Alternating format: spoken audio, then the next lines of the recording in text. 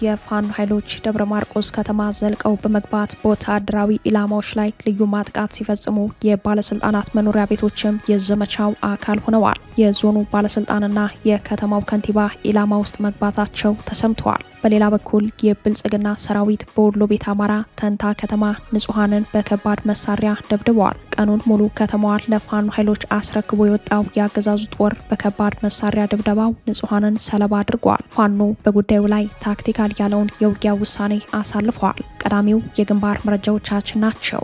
የኤርትራ ጄኔራሎች መቀሌ ገብተዋል። ጄኔራሎቹ ከህወሓት ወታደራዊ አዛዦች ጋር ሚስጥራዊ የተባለ ወታደራዊ ስብሰባ አካሂደዋል። በሁለቱ ኃይሎች መካከል የወታደራዊ ግምገማ ልዩነት አጋጥመዋል። በጉዳዩ ላይ አፍሪካን ኢንተለጀንስ ዝርዝር ወታደራዊ መረጃ አስነብበዋል። የጣና ምንጮች ተጨማሪ ወታደራዊ መረጃዎችን አድርሰውናል። በሰፊው ቃኝተነዋል።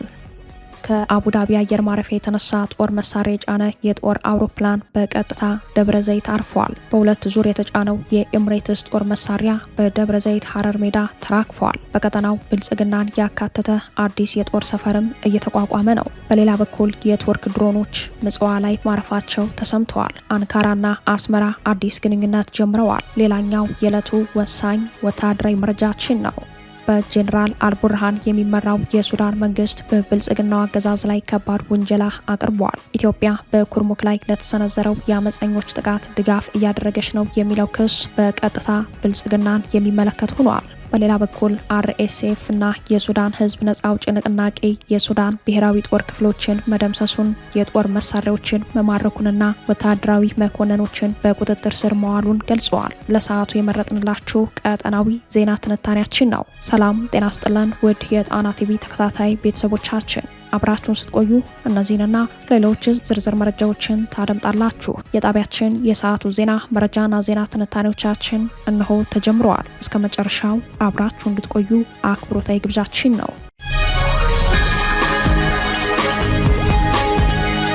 የፋኖ ኃይሎች ደብረ ማርቆስ ከተማ ዘልቀው በመግባት በወታደራዊ ኢላማዎች ላይ ልዩ ማጥቃት ሲፈጽሙ የባለስልጣናት መኖሪያ ቤቶችም የዘመቻው አካል ሆነዋል። አገዛዙ በበኩሉ በወሎ ቤት አማራ ተንታ ከተማ ንጹሃንን በከባድ መሳሪያ መደብደቡ ተሰምተዋል። በፋኖና በአገዛዙ ጦር መካከል የሚካሄደው ውጊያ አድማሱን በማስፋት አዳዲስ የውጊያ ግንባሮችን መፍጠሩን እንደቀጠለ ነው። መጋቢት 14 ለመጋቢት 15 ቀን አጥቢያ ሌሊቱን የአፋብን ቴዎድሮስ እዝ የ206ኛ ኮር የፋኖ ኃይሎች ደብረ ማርቆስ ከተማ ዘልቆ በመግባት በወታደራዊ ኢላማዎች ላይ ልዩ ጥቃት መፈጸማቸውን ያረጋገጠው ኮሩ ጥቃቱ የተፈጸመው ከሌሊቱ 8 ሰዓት ከ20 መሆኑን በግንባር መረጃው ላይ አመላክተዋል። የጣና ምንጮች በበኩላቸው በደብረ ማርቆስ ከተማ በተለያዩ ቦታዎች ሌሊቱን የቦምብ ጥቃት መፈጸሙን አረጋግጠዋል። አፋብን ቴዎድሮስ እዝ 206ኛ ኮር በፈጸመው የቦምብ ጥቃት በፓትሮል ላይ የነበሩ 5 የአድማ ብተና አባላት ሞተዋል። በወታደራዊ ተሽከርካሪዋ ላይም ከባድ ጉዳት መድረሱ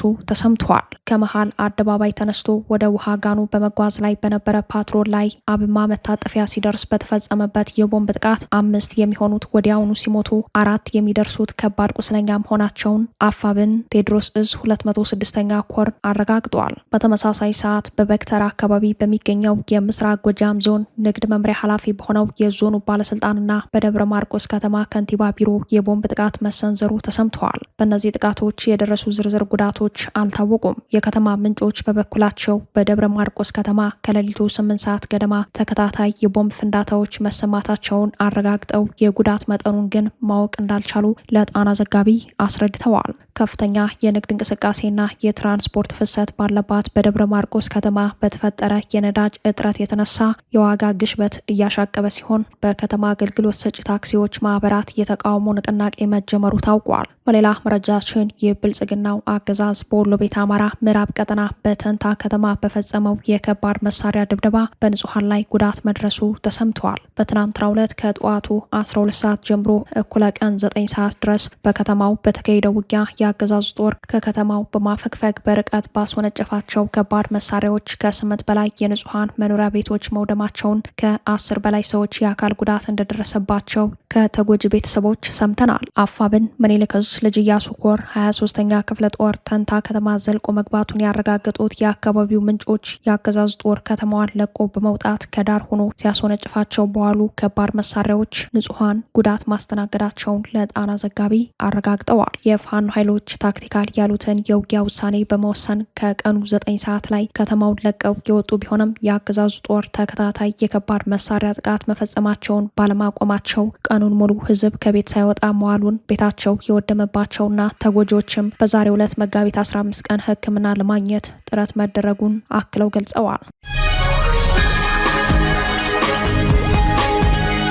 የኤርትራ ጄኔራሎች መቀሌ ገብተዋል። ጄኔራሎቹ ከህወሓት ወታደራዊ አዛዦች ጋር ሚስጥራዊ የተባለ ወታደራዊ ስብሰባ አካሂደዋል። በጉዳዩ ላይ አፍሪካን ኢንተለጀንስ ዝርዝር ወታደራዊ መረጃ አስነብበዋል። በጄኔራል ኢዮብ ፍስሐዬ የተመራና ሌሎች ከፍተኛ ወታደራዊ መኮንኖችን ያካተተው የኤርትራ ጄኔራሎች ልዑካን ቡድን በመቀሌ ከተማ ከህወሓት ወታደራዊ አዛዦች ጋር ሚስጥራዊ ስብሰባ ማካሄዱ ተሰምተዋል። በጉዳዩ ላይ አፍሪካን ኢንተለጀንስ ዝርዝር ወታደራዊ መረጃውን በተከታዩ መልክ አስነብበዋል። ወታደራዊ ልዑክ አስከትለው መቀሌ የገቡት ኤርትራዊው ጄኔራል ከህወሓት ከፍተኛ ወታደራዊ አዛዥ ጋር በሚስጥር ተገናኝተው ወታደራዊ ስብሰባ አድርገዋል። በኤርትራ በኩል ድንገተኛ ወታደራዊ ጉዞም ሆነ ወታደራዊ ስብሰባ ለማካሄድ ውሳኔ የተሰጠው በአሰብ ጉዳይ አብይ አህመድና አገዛዛቸው በኤርትራ መንግስት የፈጠሩትን የወረራ ስጋት ተከትሎ መሆኑን አፍሪካን ኢንተለጀንስ በዘገባው አብራርተዋል። በአብይ የጦርነት ዝግጅትና የጦር ስምሪት ላይ ትኩረት ያደረገው ይህ የኤርትራ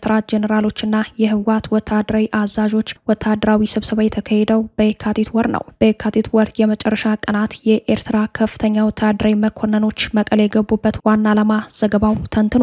በጄኔራል ኢዮብ ፍስሐዬ የተመራና ሌሎች ከፍተኛ ወታደራዊ መኮንኖችን ያካተተው ወታደራዊ ልዑካን ቡድን በመቀሌ ከክልሉ የሰላምና ጸጥታ ቢሮ ኃላፊ ሌተናል ጄኔራል ፍስሐ ኪዳኑና የህወሓት ወታደራዊ አዛዦች ጋር ወታደራዊ ስብሰባ አድርጓል ይላል የአፍሪካን ኢንተለጀንስ ዘገባ።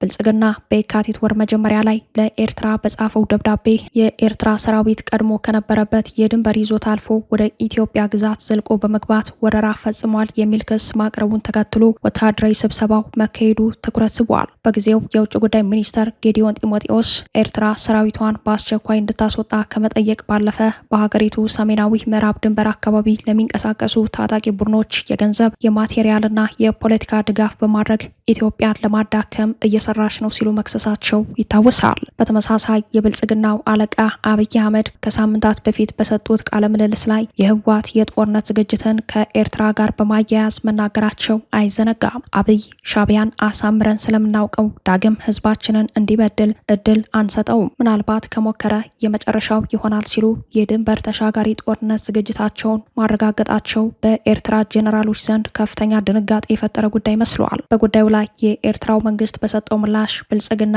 ወደ ቀይ ባህር ለመድረስ ለሚያደርገው እንቅስቃሴና ለወረራ ዝግጅት እንደ ምክንያት የሚጠቀምበት የፈጠራ ድራማ ነው በሚል አጣጥሎት ነበር።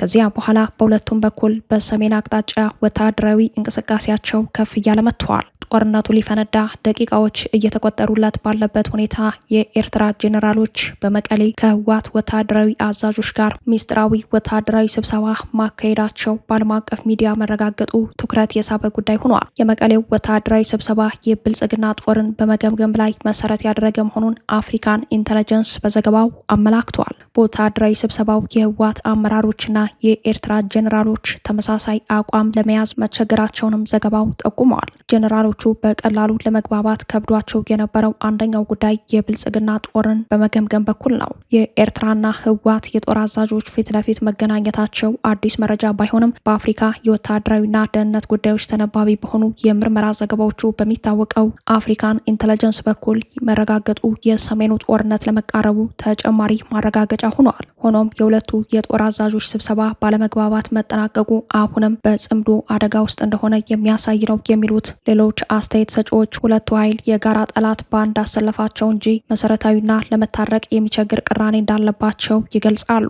አፍሪካን ኢንተለጀንስ በዘገባው ብልጽግና የያዘው አቋም ሁለቱ ኃይሎች እንዲተባበሩ በር ከፍቷል ያለ ሲሆን ነገር ግን በሁለቱ ኃይሎች መሀል ሰፊ የአመለካከት ልዩነት መኖሩን ጠቅሷል። ዘ ኢኮኖሚስት ከወራት በፊት ባወጣው ዘገባ የኤርትራ ህወሓት፣ የኦሮሞ ነጻነት ሰራዊትና የፋኖ ኃይሎች ሱዳን ውስጥ በጋራ መምከራቸውን ዘግቦ ነበር። በፋኖ በኩል በጉዳዩ ላይ የተሰጠ ምላሽ የለም። የሆነው ሆኖ ወደ መቀሌ ልዑካን ቡድኑን እየመሩ የተጓዙት ብርጋዴር ጄኔራል ኢዮብ ፍሳኤ በትግል ስማቸው ሀሊባይ ከኤርትራ ነባር ወታደራዊ አመራሮች ቁልፍ ከሚባሉት አንዱ ሲሆኑ ከህወሓት ጋር በነበረው ጦርነት ስትራቴጂካዊ አመራር በመስጠት የላቀ ሚና እንደነበራቸው የጣና ምንጮች አረጋግጠዋል። እኒህ ነባር ጄኔራል መኮንን ጨምሮ ሌሎች ከፍተኛ የኤርትራ ጦር ጄኔራሎች ብልጽግናን የሚገመግሙበት መንገድና የህወሓት ጄኔራሎች የግምገማ እይታ መሰረታዊ ልዩነት ህወሓት የአማራ ታሪካዊ ግዛቶችን መልሶ ከወረረ በኋላ ከብልጽግና ጋር ተቀምጦ የመደራደር ፍላጎት ያለው ከመሆኑ ጋር አያይዘው የሚያቀርቡት የውስጥ ምንጮች የጋራ ጠላት እንጂ የጋራ ግብ አላቸው ማለት አይቻልም ይላሉ።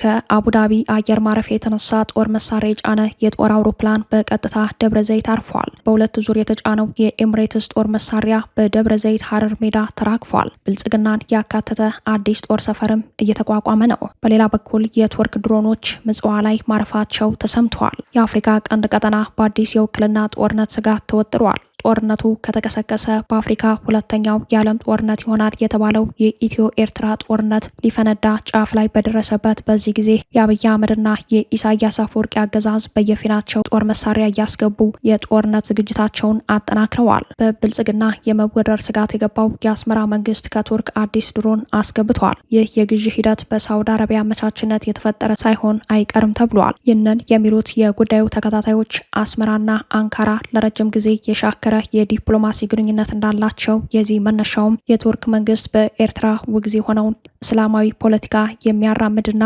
በትምህርት ቤቶች ድጋፍ ስም አስተምሮቱን ለማስረጽ መሞከሩን ተከትሎ እንደሆነ ያስታውሳሉ። ሆኖም በአዲሱ አሰላለፍ የረጅም ጊዜ ባላንጣ የነበሩት ቱርክና ሳውዲ አረቢያ ከዲፕሎማሲ የተሻገረ የደህንነትና የመረጃ ጉዳዮች ላይ መቀራረብ መፍጠራቸው በዚህ ለውጥ ውስጥ የግብጽ መንግስት እጁ መኖሩ የቱርክ ድሮኖች ምጽዋ ላይ እንዲገኙ አስቻይ ሁኔታ ሳይፈጥር እንዳልቀረ ምንጮች ያስረዳሉ። ይህንን ተከትሎ ከቱርክ የተነሱ ሁለት የጦር መሳሪያ ጫኝ የጦር አውሮፕላኖች ምጽዋ ላይ ማረፋቸውን የሚያሳይ ወታደራዊ መረጃ ወጥተዋል። IMO 992 17876 የሚል የበረራ ቁጥር ያላቸው የጦር አውሮፕላኖች የቱርክ ድሮኖችን ጭነው ምጽዋ ላይ እንዳረፉ የሚያሳየው የበረራ መረጃ ይህም የቀጠናዊ ጦርነት ዝግጅቱ ሌላኛው ገጽታ ሆኖ ተወስዷል። የብልጽግናው አገዛዝ በበኩሉ ከመካከለኛው ምስራቅና የተባበሩት አረብ ኤምሬትስ የሚያስገባውን ጦር መሳሪያ አጠናክሮ ቀጥሏል። ከተባበሩት አረብ ኤምሬትስ በሁለት በረራ ወደ ኢትዮጵያ የገቡ የጦር ጫኝ አውሮፕላኖች የጦር መሳሪያ አራግፈዋል። መነሻቸውን ከተባበሩት አረብ ኤምሬትስ ያደረጉ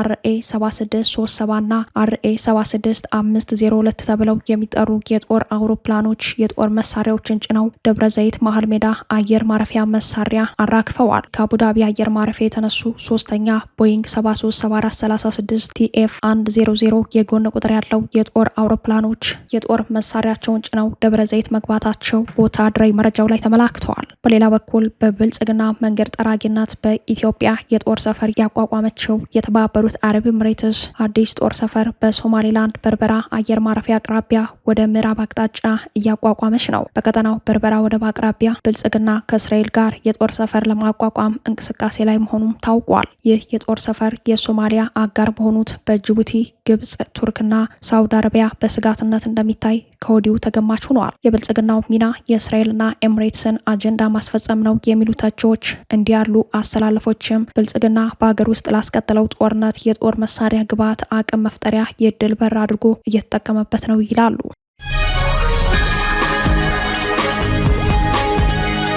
በጄኔራል አልቡርሃን የሚመራው የሱዳን መንግስት በብልጽግናው አገዛዝ ላይ ከባድ ውንጀላ አቅርቧል። ኢትዮጵያ በኩርሙክ ላይ ለተሰነዘረው የአመፀኞች ጥቃት ድጋፍ እያደረገች ነው የሚለው ክስ በቀጥታ ብልጽግናን የሚመለከት ሆኗል። በጄኔራል አልቡርሃን የሚመራው የሱዳን መንግስት ኢትዮጵያ በጄኔራል መሐመድ ሀምዳን ዳጋሎ የሚመራውን የፈጥኖ ድራሽ ኃይሎችና የሱዳን ህዝብ ነጻ አውጪ ንቅናቄ ሰሜን ወይንም SPLMN ጥምር ኃይሎች በስትራቴጂካዊቷ የድንበር ከተማ ኩርሙክ ላይ ለሰነዘሩት አዲስ ጥቃት ድጋፍ አድርጋለች ሲሉ መክሰሳቸውን ሱዳን ትሪቢዩን ዘግቧል። የዜና ምንጩ የጠቀሰው የሱዳን መንግስት ባለስልጣን እንደገለጹት ኢትዮጵያ ከሁሉም አማጺ ቡድኖች ጋር ትስስር ያላቸው ታጣቂዎች በግዛቷ በኩል እንዲንቀሳቀሱ በመፍቀድ ጥቃቱን ደግፋለች ብለዋል። ምንጩ አክሎም የጦር ተሽከርካሪዎች ከኢትዮጵያ አሶሳ ተነስተው ጥቃቱን ከመሰንዘራቸው በፊት ወደ ድንበር አካባቢዎች መጓዛቸውን ገልጸዋል። በኩርሙክ ዙሪያ ውጊያው ተጠናክሮ የቀጠለ ሲሆን በበርካታ ግንባሮች ግጭቶች እየተካሄዱ መሆኑን ተዘግቧል።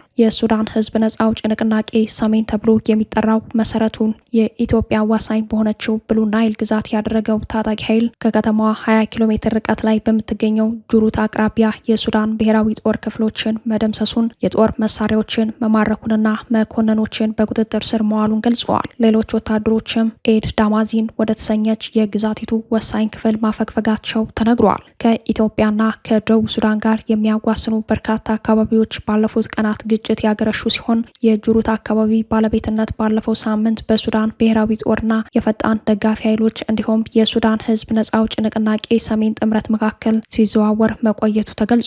ኩርሙክ በሱዳን ያለፉት ግጭቶች ወቅት በተደጋጋሚ በተለያዩ ኃይሎች እጅ የቆየች ከተማ መሆኗ በድንበር አካባቢ ያላትን ስትራቴጂካዊ ጠቀሜታ ያሳያል። ይህ ክስ የቀረበው ሮይተርስ በየካቲት ወር 2018 ዓ.ም የብልጽግናው አገዛዝ ከሱዳን ድንበር አቅራቢያ በቤንሻንጉል ጉሙዝ ክልል ከአርኤስኤፍ ጋር ግንኙነት ላላቸው ታጣቂዎች የስልጠና ካምፕ እያዘጋጀች ነው የሚል ዘገባ ማውጣቱን ተከትሎ ነው። የዲፕሎማሲና የደህንነት ምንጮች እንዲሁም የሳተላይት ምስሎችን ዋቢ ያደረገው የሮይተርስ ዘገባ ተቋሙ አዳዲስ ታጣቂዎችን ለመመልመል ሊያገለግል እንደሚችል ጠቁሞ ነበር። የብልጽግና ባለስልጣናት ለዚህ ክስ እስካሁን ይፋይ ምላሽ አልሰጡም። የተባበሩት አረብ ኤምሬቶች በበኩሏ በጉዳዩ ላይ እጅ የለበትም ብላለች። የሱዳን ባለስልጣናት ቀደም ብሎ ተመሳሳይ ክሶችን ሲያቀርቡ የቆዩ ሲሆን ባለፈው የካቲት ወር መጀመሪያ ላይ የፈጣን ደጋፊ ኃይሎችና የሱዳን ህዝብ ነጻ አውጪ ንቅናቄ ሰሜን ታጣቂዎች በኩርሙክ ወረዳ ዲም ማንሱር ላይ የጥምር ጥቃት ለመሰንዘር በኢትዮጵያ በኩል ወደ ብሉ ናይል ግዛት መግባታቸውን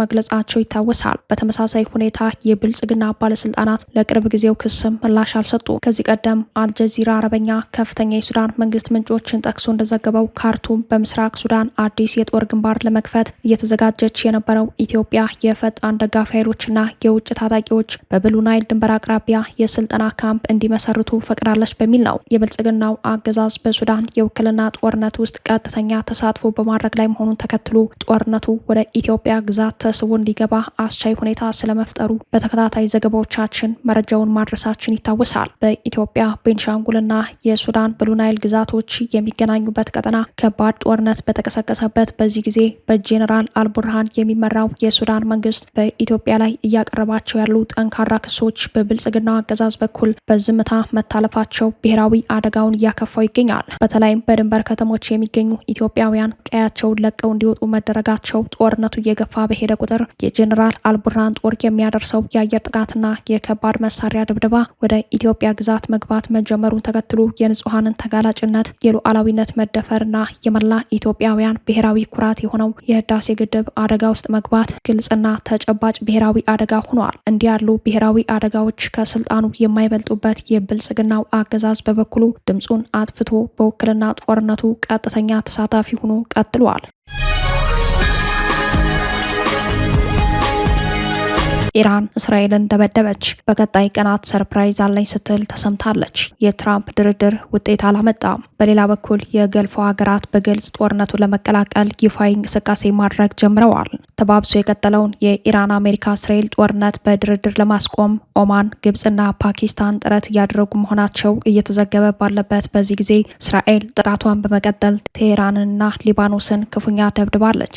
ኢራንም ባጸፋዋ እስራኤልን ደብድባለች። የትራምፕ ድርድር አየር ላይ የተበተነ ራሳቸውን ያስገምት አጀንዳ ሆኗል። በጉዳዩ ላይ የተወዛገቡት የእስራኤሉ ጠቅላይ ሚኒስተር ቤንያሚን ኔታንያሁ ለፕሬዚዳንት ትራምፕ ስልክ በመደወል ማብራሪያ ሰጥተዋል። ትራምፕ በትናንትናው ዕለት ከኢራን ጋር በሚስጥር ስንነጋገር ቆይተን በመጨረሻም መግባባት ላይ ደረስን። በእውነቱ ውይይቶቻችን በጥሩ የመግባባት መንፈስ የተከናወኑ ነበሩ። በቀጣይ የበለጠ አጠናክረን እንሄድበታለን። በዚህ ውይይት ፍሬያማነት እስራኤልና የመካከለኛው ሀገራት ይጠቀማሉ ቢሉም የኢራን ባለስልጣናት ምላሽ የዚህ ተቃራኒ ሆነዋል። የቴሄራን ባለስልጣናት በዛሬው ዕለት የቀደመውን ሚሳኤላቸውን የማስወንጨፍ ሂደታቸውን ከመቀጠላቸው ጎን ለጎን ትራምፕ አደረግን ለሚሉት ውይይት የምናውቀው ነገር የለም ብለዋል። ባለስልጣናቱ ትራምፕ ከማን ጋር ተነጋገርን እንደሚሉ አልገባንም፣ ኢራንን እየመራን ያለነው እኛ ነን፣ ከኛ ጋር አልተነጋገሩም ሲሉ አስታውቀዋል። በዛሬው ዕለት የኢራን ሚሳኤሎች የእስራኤል ዋና ከተማ ቴልአቪቭን ኢላማ አድርገዋል። ታይምስ ኦፍ እስራኤል በአሰራጨው መረጃ እንዳመላከተው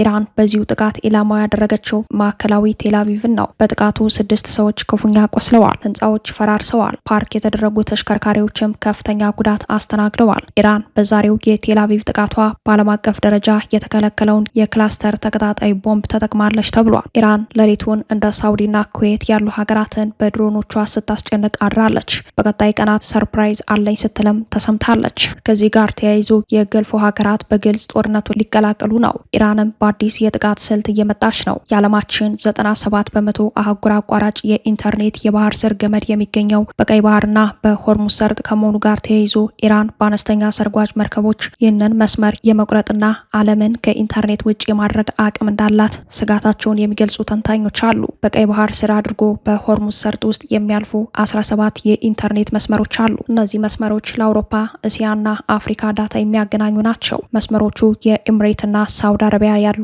የአርቲፊሻል ኢንተለጀንስ የዳታ ማዕከላትን ከዓለም የሚያገናኙ ጉግል፣ ማይክሮሶፍትና አማዞን እነዚህን መስመሮች ከሚጠቀሙ ዋነኞቹ ናቸው። ኢራን መጠናቸው እጅግ አነስተኛ የሆኑ ሚጅት የሚሰኙ ወደ 11 የሚቆጠሩ ሰርጓጅ መርከቦች ያሏት ሲሆን ባህር ውስጥ ጠልቀው ለአጭር ዘመቻ የሚያገለግሉ ሲሆን እንደ ትልልቆቹ ሰርጓጅ መርከቦች የመታየትና ኢላማ የመደረግ እድላቸው በእጅጉ አነስተኛ የሆነ እንደሆነ ይነገራል። ኢራን እነዚህን በመጠቀም በሆርሙዝ ሰርጥ ተጨማሪ ፈንጂዎችን መቅበር እንዲሁም በተመረጠ ሁኔታ የኢንተርኔት ኬብልን የመቁረጥ አቅሙ እንዳላት ተንታኞች ይናገራሉ። በቀጣይ ቀናት ጨዋታ ቀያሪ የተባለው እቅድ ዓለምንና አሜሪካ ላይ ከፍተኛ ተጽዕኖ የሚያሳርፍ መስመር ላይ ችግር መፍጠር ሊሆን እንደሚችል ተገምተዋል። ከሰሞኑ ኢራን በገልፎ ሀገራት የኢነርጂ ተቋማትን ለመምታት ማስጠንቀቋን ተከትሎ እስካሁን ከመከላከልና የአየር ግዛታቸው ለአሜሪካና እስራኤል ዘመቻ ክፍት ከማድረግ ውጪ ኢራንን በቀጥታ ከመውጋት የተቆጠቡ ሀገራት ጦርነቱን ሊቀላቀሉ እንደሚችሉ የዎል ስትሪት ዘገባ አመላክተዋል። እንደ ሳውዲና